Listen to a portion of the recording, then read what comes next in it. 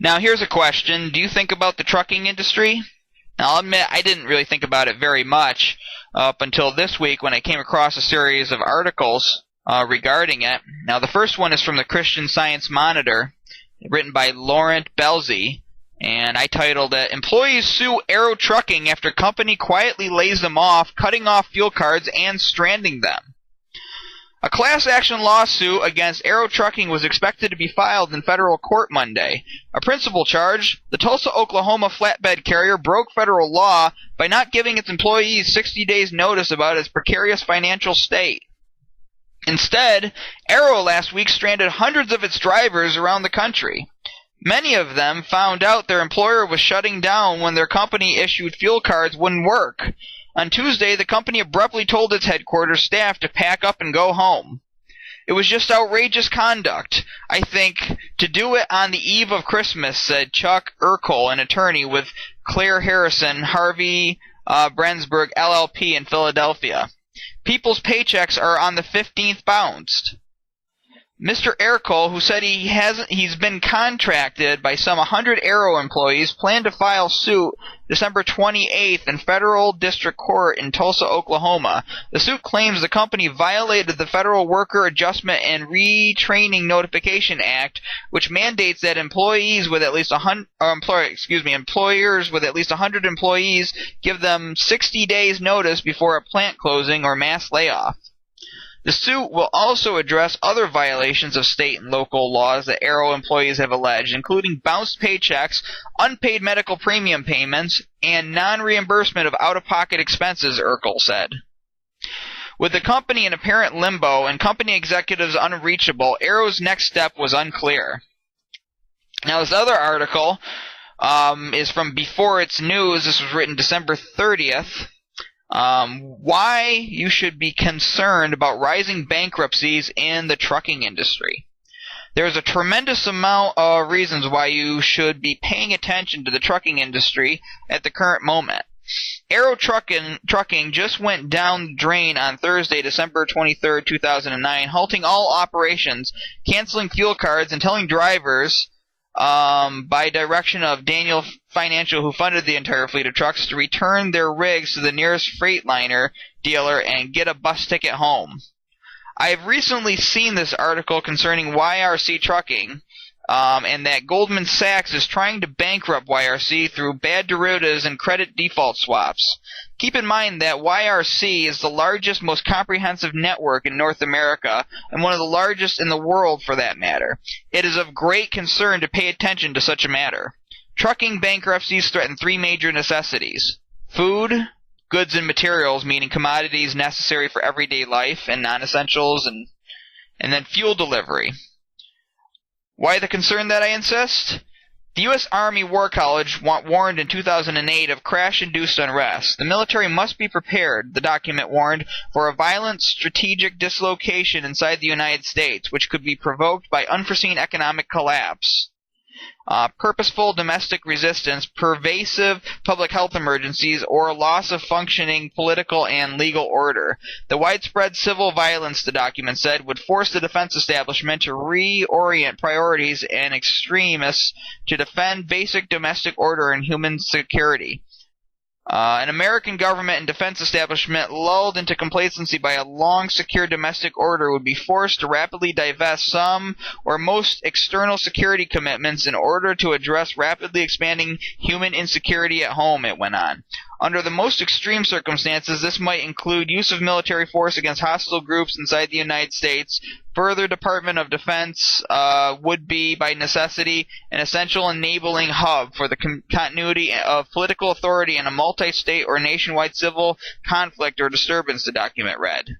Why do you need to be concerned with YRC? Because when the trucks stop, it all stops. On Christmas, Obama gave Fannie Mae and Freddie Mac this present, and this was written on in the Huffington Post on December 26th. Fannie and Freddie receive unlimited future funds to stay afloat. The government has handed its ATM card to the beleaguered mortgage giants Fannie Mae and Freddie Mac. The Treasury Department said Thursday it removed the $400 billion financial cap on the money it will provide to keep the companies afloat. Already, taxpayers have shelled out $111 billion to the pair, and a senior Treasury official said losses are not expected to exceed the government's estimate this summer of $170 billion over 10 years. Treasury Department officials said it will now use a flexible formula to ensure the two agencies can stand behind the billions of dollars in mortgage-backed securities they sell to investors. Under the formula, financial support would increase according to how much each firm loses in a quarter. The cap in place at the end of 2012 would aptly apply thereafter. By making the changes before year-end, Treasury sidestepped the need for an okay from a bailout-weary Congress. And then we have this article on December 28th from MarketWatch. Fannie Freddie executive pay suggests stocks worth nothing. Shares of Fannie Mae and Freddie Mac surged Monday after the government announced unlimited taxpayer support for the mortgage giants.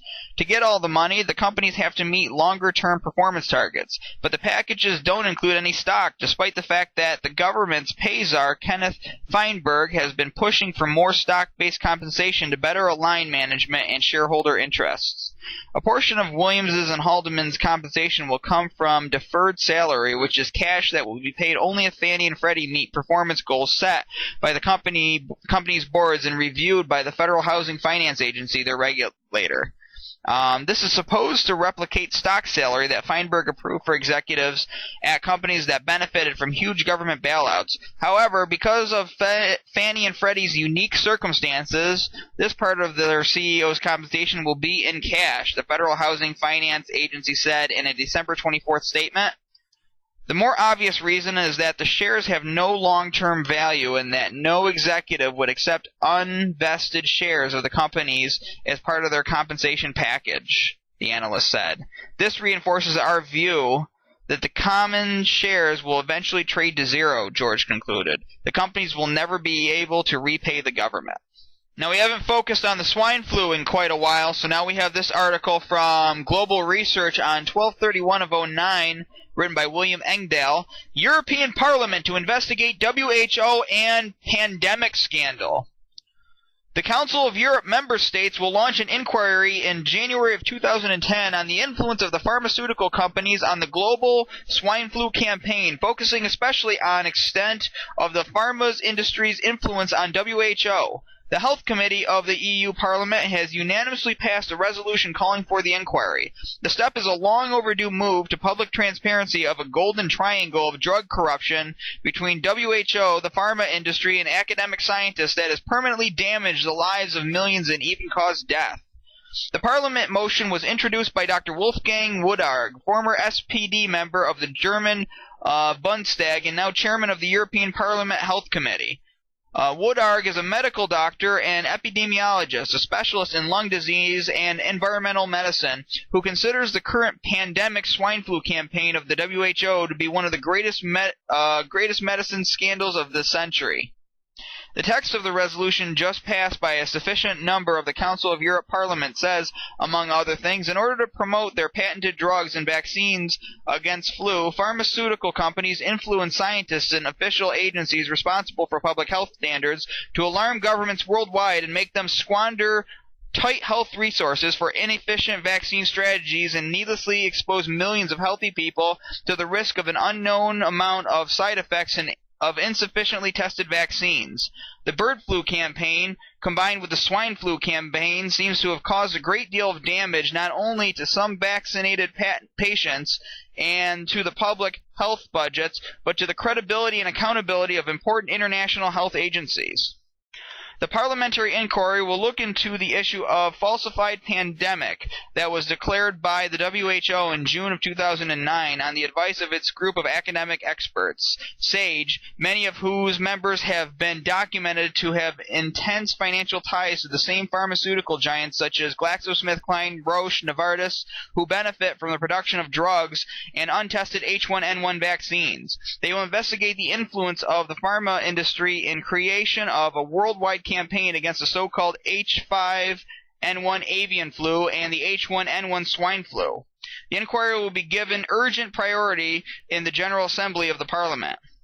In his official statement to the committee, Woodard criticized the influence of the pharma industry on scientists and officials of WHO, stating that it has led to the situation where unnecessarily millions of healthy people are exposed to the risk of poorly tested vaccines, and that for a flu strain that is vastly less harmful than all previous flu epidemics.